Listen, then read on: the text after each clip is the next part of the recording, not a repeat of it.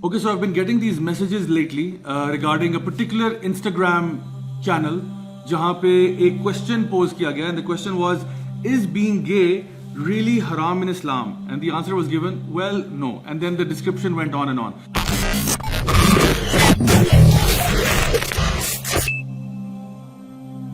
So I don't want to name the channel because मुफ्ते में किसी की मशहूरी कराना मेरा मकसद नहीं है. But let me just bring out some of those arguments जो कि इन्होंने present किए हैं कि जी being gay is not haram in Islam. Something that was never ever said by any of the scholars of Islam. तो अब ये एक Instagram channel के ऊपर आके वो ये बातें कर रहे हैं. तो क्या कहते हैं? Listen to this. They say कि to really decipher whether homosexuality is haram or not, first we need to look at why things are haram in the first place. Okay, very good. Let's have a look at that. कहते हैं जी things are only haram when they are bad for you. For example, alcohol is haram because intoxication can lead to destructive behavior where the person can end up hurting themselves or others. Not to mention the health effects. Another example is how interest is haram because it's an unjust method of gaining money and the rich get richer by exploiting the poor.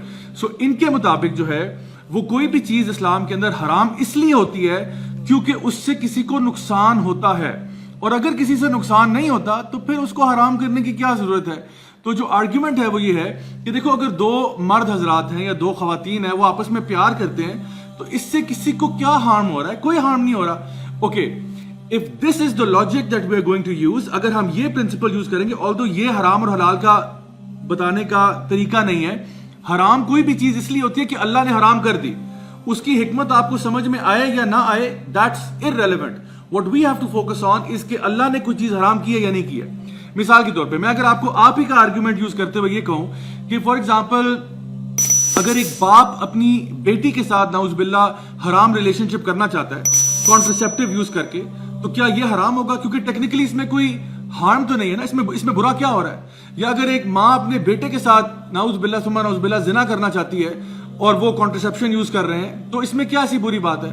या मिसाल के तौर पे अगर एक शख्स है, उसके अब्बा जान का इंतकाल हो जाता है और वो क्या करता है, बजाय अब्बा जान को दफन करने के वो उनके टिक्का कबाब बना के गुरबा और मसाकीन में बांट देते हैं और वो आराम से उनको खा जाते हैं. तो इसमें क्या बुरी बात है?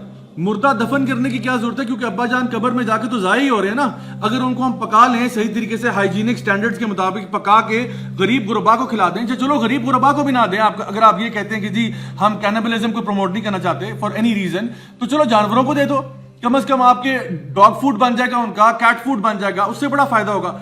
सो द प्रॉब्लम इज कि हम लोगों ने अपनी तरफ से एक चीज सोची हुई है कि अगर उसका नुकसान होता है तो फिर वो हराम है. ऐसा कोई प्रिंसिपल इस्लाम में नहीं है. अल्लाह सुब्हान ताला ने जिस चीज को हराम कह दिया हम उसको हराम ही मानते हैं. और इस तरह की आपको दर्जनों मिसालें दी जा सकती हैं कि वो चीजें जो हमारे स्टैंडर्ड्स के मुताबिक शायद आपको हराम ना लगती हो कि जी उसमें से नुकसान क्या हो रहा है. इस तरह की काउंटलेस मिसालें हैं जहां पे सेक्सुअल रिलेशंस हो, चाहे किसी बच्चे के साथ आपने करना हो, दोनों का आपस में कंसेंट है, और इसी तरह से इंसेस्ट है. इसी तरह से अगर आप अपनी शहवत को किसी मुर्दे के साथ पूरा करना चाहते हैं तो इसमें हार्म क्या है? इसमें क्या बुरी बात है? सो द प्रॉब्लम इज कि ये तो पहली बॉल पे ही आप बोल्ड हो चुके हैं. आपकी आर्गुमेंट इससे आगे पॉइंट है ही नहीं कोई आपकी बात पढ़ने का, क्योंकि पहला पॉइंट ही जो आपने मेंशन किया कि कोई चीज हराम क्यों होती है वही इतना फ्लॉड है. सो बेसिकली यही वो माइक ड्रॉप सीन है जहां पे आगे कुछ कहने की फर्दर जरूरत नहीं पड़ेगी.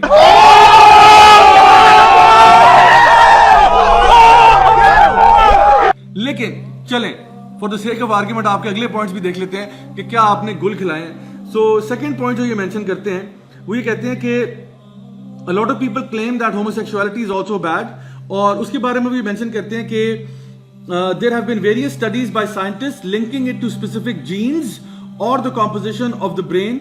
There is no definite reasoning yet, but all scientists agree that people are gay because it is who they are by nature. And there's nothing wrong with that. That's what they're saying. So the point is, अभी recently कोई साल डेढ़ साल पहले एक article आया था जिसमें था कि there is no gay gene in the human body. There are many reasons why a person would become homosexual. उसमें कुछ psychological issues भी हैं, कुछ societal issues भी हैं, कुछ hormonal imbalances भी हैं, बहुत सारी चीजें हैं. But it's not something that cannot be fixed and cured with a lot of love, affection, and counseling and mentoring and all of these things. तो कोई भी अगर एक इंसान किसी ना किसी साइकोलॉजिकल कंडीशन से गुजर रहा है या किसी ना किसी इस तरह की प्रॉब्लम से गुजर रहा है तो उसकी हेल्प की जा सकती है. ये नहीं होता कि आप एक पर्टिकुलर स्टेट के अंदर हैं और आप उसको जस्टिफाई करना शुरू कर दें حالانکہ سائنٹیفک کمیونٹی بھی اس میں آپ کے ساتھ نہیں ہے. تو جو آپ کی یہ آرگومنٹ ہے کہ جی سائنٹسٹ کہتے ہیں کہ جی یہ نیچرل ہے, کوئی سائنٹسٹ یہ نہیں کہتا. No scientist is seeing that. And to top it off they are seeing this کہ other than that homosexuality has been found in 450 species of animals, and according to Islam animals don't have enough free will to commit haram acts. اچھا جی کیا بات ہے سبحان اللہ. 450 species of animal. آپ کو پتا ہے بلیک ویڈو اسپائڈر جو ہے وہ میٹ کرنے کے بعد اپنے ہسبینڈ کو کھا جاتی ہے. تو کیا ہم یہ چیز صحیح سمجھیں گے جی چونکہ اینیمل کنگڈم میں ہو رہا ہے, ہمارے انسان بھی اگر بیگم جو ہے وہ ہسبینڈ کو کھا جائے تو یہ پرفیکٹلی نارمل ہے کیونکہ اینیمل کنگڈم میں جو ہو رہا ہے. اسی طرح سے نرس شارک جو ہے وہ باقی شارکس کو ریپ کر دیتی ہے جا کے. تو کیا اس وجہ سے چونکہ نرس شارک یہ کر رہی ہے ہم بھی انسانوں کے لیے ریپ کو جائز سمجھیں کیونکہ اینیمل کنگڈم میں ہو رہا ہے. بہت سارے جانور اپنے ہی بچے کھا جاتے ہیں. تو کیا اگر آپ کی اماں جان آپ کو کڑائی میں ڈال کے کھا جائیں تو ہم یہ سمجھیں کہ انہوں نے بڑا ہی کوئی نیک عمل کیا کیونکہ اینیمل کنگڈم میں جو ہو رہا ہے.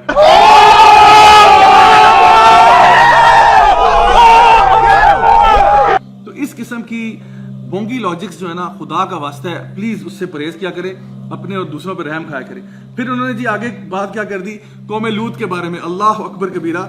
قوم لوط کے عذاب کو جسٹیفائی کرنے کی کوشش کی جا رہی ہے اس نام پر کہ جی وہاں پہ ریپ ہوتا تھا, وہاں پہ دو مردوں کا جو آپس میں ریلیشن تھا اس کو حرام نہیں کہا گیا. چلیں ساری آرگومنٹ آپ کی اپنی جگہ پہ, میں آپ کو صرف 2 حدیثیں سناتا ہوں نبی کریم صلی اللہ علیہ وسلم کی. ایک حدیث جو کہ ترمذی میں بھی ہے, ابو داؤد میں بھی ہے, ابن ماجہ میں بھی ہے, اور جس کو صحیح کلاسیفائی کیا گیا ہے. اس میں نبی کریم صلی اللہ علیہ وسلم نے ارشاد فرمایا کہ whoever you find doing the action of the people of Lut, جو بھی لوط علیہ السلام کی قوم والے کام کرے گا, execute the one who does it and the one to whom it is done. جو کر رہا ہے اور جس پر کیا جا رہا ہے. اگر یہ ریپ تھا تو جس پہ کیا جا رہا ہے اس کو کیوں ایگزیکیوٹ کیا جا رہا ہے؟ ذرا سوچئے. بالکل صحیح حدیث بتا رہا ہوں آپ کو. آپ صلی اللہ علیہ وسلم فرما رہے ہیں جو بھی قوم لوط والے ایکشن کرے گا, ہم جنس پرستی کرے گا, اپنے تھاٹس کو ایکشنز میں لے کے آئے گا, فزیکل ایکٹ آف ہوموسیکسوالٹی کرے گا, جو کر رہا ہے اور جو کروا رہا ہے دونوں کو مار دو. یہ ان کی پنشمنٹ ہے اگر ان کے خلاف وٹنسز سامنے آ جاتے ہیں.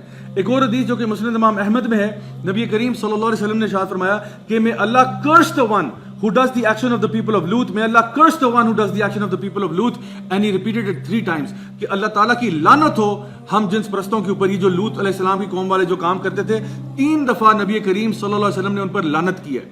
اور سورہ یعنی آپ دیکھیں کہ قوم لوط کا جو واقعہ ہے وہ قرآن مجید میں واضح ہے. اب کوئی بندہ اس کو انٹلیکچوئل جمناسٹکس کر کے اس کو توڑنا مڑوڑنا چاہے, یہ اس کی اپنی یعنی سمجھ لے کہ اس کی اپنی ایٹریبیوٹ ہے, یہ اس کی اپنی کوالٹی ہے کہ وہ یہ کام کرنا چاہتا ہے. حالانکہ قرآن و حدیث میں یہ بات بالکل واضح ہے. لاسٹ بٹ ناٹ لیسٹ ایک اور پوائنٹ ان کا دیکھ لیتے ہیں. اچھا آگے کہتے ہیں کہ however some scholars claim that the idea of premarital sex being a huge sin is also false. یعنی کہ یہ کہہ رہے ہیں کہ جو زنا ہے مرد اور عورت میں ہو یا مرد اور مرد میں ہو تو یہ شادی سے پہلے جو زنا ہوتا ہے یہ بعض علماء کہتے ہیں کہ یہ حرام ہے, حالانکہ ایسی کوئی بات نہیں ہے. اچھا جی ایسی کوئی بات نہیں. اللہ سبحانہ تعالیٰ قرآن مجید میں ارشاد فرماتے ہیں وَلَا تَقْرَبُوا الزِّنَا, زنا کرنا تو دور کی بات ہے, زنا کے قریب بھی مت جانا. اس کا کیا مطلب ہوا؟ اس کا مطلب یہ ہوا کہ جو کام بھی تمہیں زنا کی طرف لے کے جاتے ہیں, حرام ریلیشن کی طرف لے کے جاتے ہیں, ان کاموں کو کرنا بھی حرام ہے. لیٹ الون کہ زنا کرنا حرام ہے. زنا سے پہلے جو انسان وہ جو عاشقیاں لڑانا اور پیار محبت کی باتیں کرنا, ڈیٹوں پہ جانا, یہ سب بھی حرام ہے. تو لیٹ الون کہ یہ اتنا بڑا اسٹیٹمنٹ آپ نے کہہ دیا.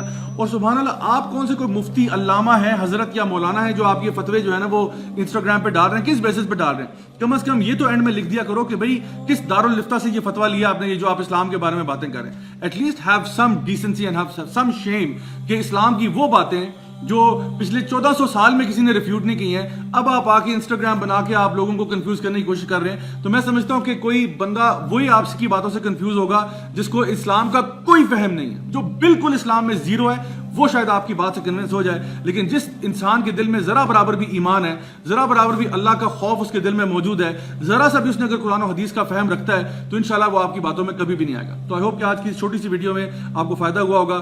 انٹل نیکسٹ ٹائم, دس از می راجہ ضیاء الحق سائننگ آف. والسلام علیکم ورحمۃ اللہ وبرکاتہ.